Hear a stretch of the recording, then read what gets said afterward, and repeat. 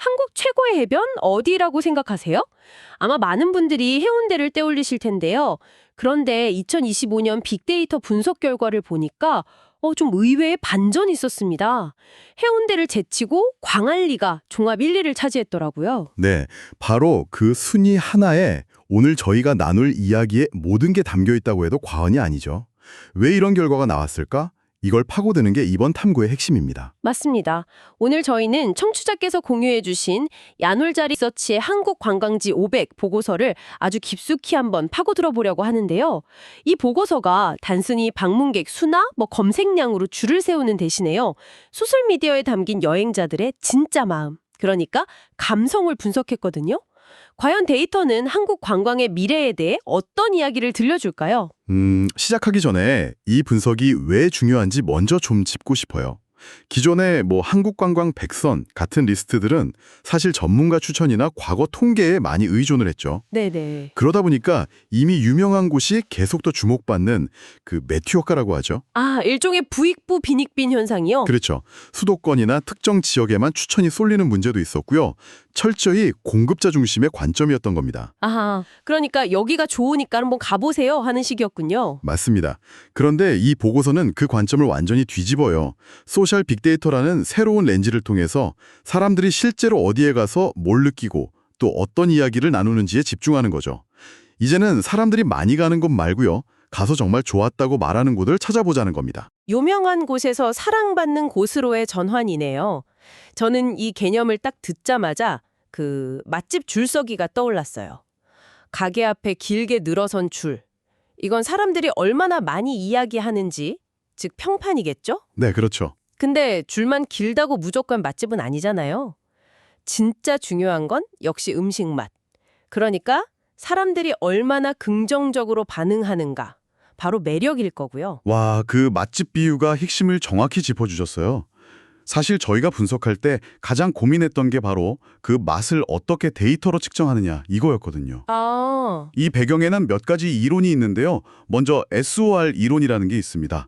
인스타그램의 멋진 사진이나 영상 같은 자극이 그걸 본 사람의 감정, 즉 유기체를 움직여서요. 결국 그곳을 방문하고 후기를 공유하는 반응으로 이어진다는 흐름이에요.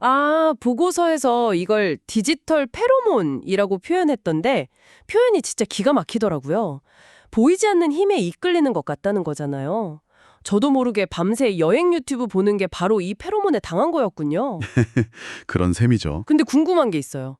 똑같은 장소라도 인플루언서의 화려한 광고 영상보다 제 친구가 그냥 폰으로 찍어 올린 사진에 더 마음이 끌릴 때가 있잖아요. 이건 왜 그런 거죠? 바로 그 지점이 정보 채택 모형 IAM과 연결됩니다. 정보 채택 모형이요? 네, 사람들은 정보의 양도 보지만 그 내용이 얼마나 설득력 있는지 이걸 주장의 품질이라고 하고요. 또 누가 말했는지, 즉 정보원 신뢰도를 본능적으로 따집니다. 아하. 그래서 상업적인 광고보다 실제 다녀온 사람의 진솔한 후기, 진짜 맛평가에 더 마음이 움직이는 거죠. 결국 맛집 줄의 길이뿐만 아니라 그 줄에 선 사람들이 여기 진짜 맛있다고 속삭이는 그 목소리의 크기까지 듣겠다는 거군요. 맞습니다. 그런데 여기서 또 다른 변수가 있어요. 변수요? 바로 매튜 효과입니다. 유튜브나 인스타그램의 추천 알고리즘은 기본적으로 데이터가 많은 곳, 즉 이미 유명한 관광지를 더 자주 보여주거든요. 그렇죠. 자꾸 뜨죠. 네. 그럼 그곳은 더 유명해지고 데이터는 더 쌓이는 선순환이 일어나죠. 반면에 정말 매력 있는데 아직 덜 알려진 곳들은 노출될 기회조차 얻기 힘들고요. 이 연구는 이런 알고리즘의 편향을 최대한 걷어내고 우리 동네 숨은 맛집 같은 곳들을 발굴하려는 목적도 가지고 있습니다. 알겠습니다. 평판과 매력이라는 두 가지 잣대를 쓴다는 건 이해했는데 이걸 16,000개나 되는 관광지에 어떻게 똑같이 적용했는지 그 과정 자체가 엄청난 일이었을 것 같아요. 거의 전수조사에 가까웠죠. 전국 229개 지자체의 관광지 한 28,000개 목록에서 시작해서요. 분석 목적에 맞지 않는 식당, 카페, 동네 공원 같은 거 제외하고 최종 16,000여 개를 대상으로 삼았습니다. 와. 애초에 표본을 뽑는 방식이 아니라 전체를 다 들여다봐서 기존 추천 방식이 가진 편향을 줄이려고 한 겁니다. 데이터 소스를 고른 기준도 되게 인상 깊었어요. 객관적인 정보 전달이 목적인 뉴스 기사는 일부락 빼고 인스타그램, 유튜브, 블로그처럼 여행자들의 날 것 그대로의 경험이랑 감정이 담긴 채널만 활용했다고요. 네. 다녀온 사람이 남긴 말이 가장 정확하다 이렇게 판단한 거죠. 그리고 그 말들을 분석하는 방법론이 이 연구의 진짜 핵심입니다. 크게 두 가지 축으로 평가했는데요. 하나는 얼마나 자주 언급되는지를 나타내는 언급량, 즉 맛집의 줄길이고요. 네, 줄길이. 다른 하나는 전체 언급 중 긍정적인 표현이 얼마나 되는지를 보여주는 긍정 감성 비율, 바로 음식 맛입니다. 여기서 그 감성 분석이라는 게 그냥 좋다, 최고다 이런 단어 수만 세는 게 아니라고 들었어요. 그게 어떻게 가능하죠? 최신 자연어 처리, NLP 기술 덕분입니다. 예를 들어 똑같이 사람 많다는 표현을 써도 사람이 많아서 죽을 뻔했다는 문장은 명백한 불만이잖아요. 그렇죠. 하지만 사람이 많아서 완전 축제 분위기였다는 문장은 아주 긍정적인 경험이죠. 아, 의미가 완전히 다르네요. 네, 기술이 이런 문맥의 차이는 물론이고 요즘 많이 쓰는 다양한 이모티콘의 미묘한 뉘앙스까지 파악해서 감성의 방향과 강도를 아주 정밀하게 측정합니다. 이야, 기술이 사람 마음을 읽는 수준까지 왔군요.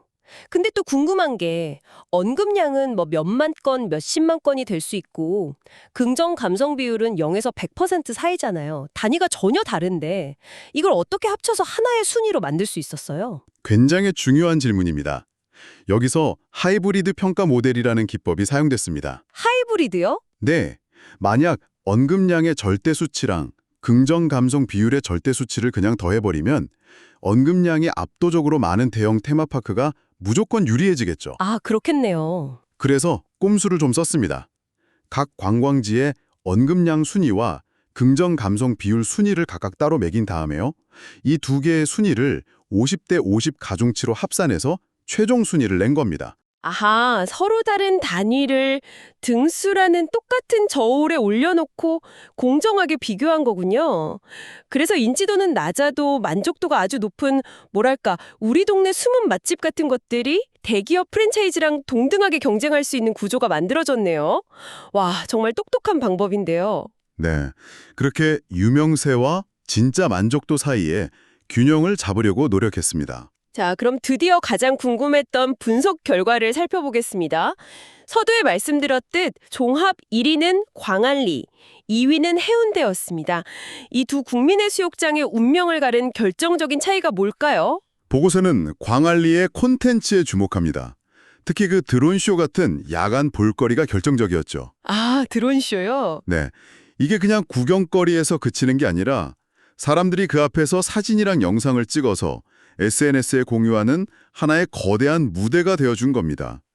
여행자가 단순한 관람객을 넘어서 콘텐츠를 직접 만드는 생산자가 된 거죠. 와, 그러니까 해운대는 여전히 보는 바다에 머물렀다면 광안리는 사람들이 직접 주인공이 돼서 인스타에 올릴 스토리를 만들어주는 무대가 되는 바다로 진화했다. 이 차이가 순위를 갈랐다는 거네요. 바로 그겁니다. 정말 결정적인데요. 그리고 경복궁이 5위에 오른 것도 아주 눈에 띄어요. 맞습니다. 한복 체험, 수문장 교대식, 야간 개장 같은 프로그램들이 결합되면서요. 과거에 엄숙하고 조용했던 문화유산이 이제는 살아 숨쉬는 몰입형 체험 플랫폼으로 완전히 탈바꿈한 겁니다. 역사라는 강력한 원천 스토리가 현대적인 연출과 만났을 때 얼마나 폭발적인 매력을 가질 수 있는지 보여주는 최고의 사례죠. 저는 개인적으로 포항 스페이스워크가 79위에 오른 걸 보고 정말 깜짝 놀랐어요. 사실 포항하면 제철소 이미지가 강했지 전통적인 관광 도시는 아니었잖아요. 그렇죠. 그런데 마치 롤러코스터처럼 생긴 이 압도적인 비주얼의 조형물, 그리고 그 위를 직접 걸어볼 수 있다는 체험 요소, 이 킬러 컨텐츠 하나가 포항이라는 도시의 이미지를 통째로 바꿔놓은 겁니다. 아, 사람들을 포항까지 오게 만들 강력한 이유가 생긴 거죠. 이런 개별 사례들을 모아서 전체 지형도를 그려보면 더 흥미로운 사실들이 보인다고요? 네, 500개 관광지를 종류별로 나눠보니까요. 자연경관형이 251곳으로 거의 절반을 차지했고요. 그 다음이 역사문화형 175곳, 놀이공원 같은 엔터테인먼트형이 74곳 순서였습니다. 이걸 해석해보면 한국 관광의 바탕은 여전히 아름다운 자연이고 그 중심을 잡아주는 기둥은 우리의 역사와 문화, 그리고 새로운 활력을 불어넣는 성장 동력은 즐길거리, 즉 엔터테인먼트다. 이렇게 볼 수 있겠네요. 정확한 해석입니다. 지역별 특징도 뚜렷한데요. 서울은 궁궐과 박물관이 밀집된 역사문화 허브, 강원도와 제주는 산과 바다 중심의 자연 기반 관광 대표 권역으로 나타납니다. 네. 그리고 1, 2위를 모두 배출한 부산은 바다 경관과 도시의 즐길거리가 결합된 올라운드 관광 도시로 자리매김하고 있었고요. 보고서에서 이 500개 관광지를 3개의 등급, 티어로 나눈 것도 흥미로웠어요. 네, 단순히 순위만 나열하는 걸 넘어서 정책적으로 활용할 수 있도록 분류한 겁니다. 1티어, 1위부터 100위까지는 한국 관광을 이끄는 대표 선수단이고요. 2티어인 100위부터 300위는 성장 가능성이 아주 큰 알짜 성장군입니다. 마지막으로 3티어, 301위부터 500위는 아직 잘 알려지지 않았지만 잠재력이 큰 숨은 보석들이죠. 알겠습니다. 이렇게 방대한 데이터를 분석하고 나니 한국 관광의 미래가 어떻게 흘러갈지 그 방향이 좀 보이는 것 같은데요. 이 모든 결과가 우리에게 말해주는 건 뭘까요? 보고서는 SPECTRUM이라는 프레임워크를 통해 8가지 흐름을 제시하는데요. 오늘은 그중에서도 가장 핵심적인 3가지 트렌드에 집중해 보겠습니다. 첫 번째는 바로 촌캉스입니다. 아, 시골을 뜻하는 촌과 바캉스의 합성어죠. 요즘 정말 많이들 가는 것 같아요. 네, 이제 시골은 더 이상 도시로 가기 위해 스쳐가는 곳이 아니고요. 일부러 찾아가는 여행 목적지가 됐습니다. 재래식 부엌이라 시골 밥상 같은 어찌 보면 불편한 요소들이 오히려 도시에서는 절대 경험할 수 없는 희소한 정서적 자원이 된 거죠. 맞아요. 제 주변만 봐도 주말에 일부러 휴대폰도 잘 안 터지는 산골에 들어가서 불멍만 하다 오는 친구들이 많아졌어요. 디지털 세상에 지친 사람들이 아무것도 하지 않을 자유를 찾아 떠나는 거군요. 불편함과 느림이 오히려 돈 주고 사는 가치가 된 시대네요. 맞습니다. 두 번째 트렌드는 하이퍼 로컬리즘입니다.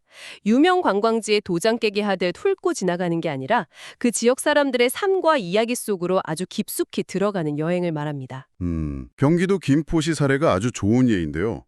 막연한 홍보 대신에 실제 카드 결제 데이터랑 통신사 이동 데이터를 분석해서 사람들이 진짜 돈을 쓰고 움직이는 동선을 파악했어요.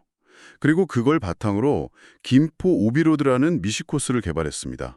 와, 감에 의존한 기획이 아니라 데이터라는 명백한 증거에 기반한 관광 설계군요. 결국 하이퍼 로컬리즘의 핵심은 새로운 걸 짓는 게 아니라 이미 그곳에 있는 자원들을 어떻게 새롭게 발견하고 의미 있게 엮어내느냐에 달린 거네요. 바로 그겁니다. 마지막 3번째 트렌드는 조금 역설적입니다. 바로 스마트 관광의 역설인데요. 스마트 관광의 역설이요? 가장 아날로그적이고 몰입감 높은 경험을 하기 위해서 역설적으로 가장 정교한 디지털 기술이 필요하다는 겁니다. 그게 무슨 뜻이죠? 기술이 오히려 방해가 될 수도 있잖아요. 여기서 중요한 건 기술이 전면에 나서서 나 이런 기능도 있어 하고 자랑하는 게 아니라요. 여행의 불편함을 조용히 없애주는 보이지 않는 인프라 역할을 해야 한다는 겁니다. 아, 인천의 인천 이지라는 앱을 예로 들 수 있는데요. 증강현실로 100년 전 개항장의 옛 모습을 보여주고 AI로 개인 맞춤형 코스를 추천해주죠. 여행자는 기술의 존재를 강하게 의식하지 않지만 그 기술 덕분에 예약이나 길찾기 같은 번거로움 없이 그 공간과 순간에 더 깊이 집중할 수 있게 됩니다. 그러니까 최고의 기술은 오히려 여행자가 기술을 잊게 만드는 기술이다. 이런 뜻이군요. 정확합니다. 기술이 여행의 목적이 아니라 온전한 경험을 위한 수단이 되는 거죠. 오늘 이 보고서를 쭉 훑어보니까 한국 관광의 무게중심이 확실히 변하고 있다는 게 느껴집니다. 예전에는 더 높은 전망대, 더 긴 출렁다리 같은 하드웨어, 즉 시설 경쟁이었다면 이제는 그곳에 사는 사람과 그들이 들려주는 이야기, 즉 휴먼웨어로 넘어가고 있는 것 같아요. 네네. 예를 들면 여기 엄청난 출렁다리가 있어가 아니라 이 마을 할머니가 끓여주는 된장찌개를 맛볼 수 있어 같은 것들이 더 중요해졌다는 뜻이겠죠? 맞습니다. 이제 중요한 건 몇 명이 왔는가가 아니라 얼마나 많은 사람이 그 경험을 긍정적으로 다시 이야기하는가입니다. 그런 의미에서 이 보고서는 단순한 관광지 순위표가 아니라 한국 관광의 앞으로 나아가야 할 방향을 제시하는 새로운 나침반이라고 생각합니다. 데이터는 우리에게 명확한 사실을 보여주고 있어요. 거대한 시설보다 작은 아이디어가, 최첨단 호텔보다 오래된 시골집이 여행자에게 더 깊은 감동을 줄 수 있다는 사실을요. 자, 오늘 정말 흥미로운 이야기들을 나눠봤는데요. 마지막으로 청취자 여러분께 질문 하나를 던지면서 마무리할까 합니다. 오늘 보고서는 내내 사람과 이야기가 담긴 진정성 있는 경험의 중요성을 강조했습니다. 그런데 만약 앞으로 인공지능이 여러분의 취향을 완벽하게 분석해서 여러분만을 위한 맞춤형 여행 코스와 그에 얽힌 로컬 스토리를 자동으로 생성해주는 시대가 온다면 어떨까요? AI가 만들어낸 완벽한 로컬 스토리텔링을 경험할 때 우리는 여전히 그것을 진정성 있다고 느끼게 될까요? 여행의 진짜 의미는 과연 어디에서 찾아야 할까요?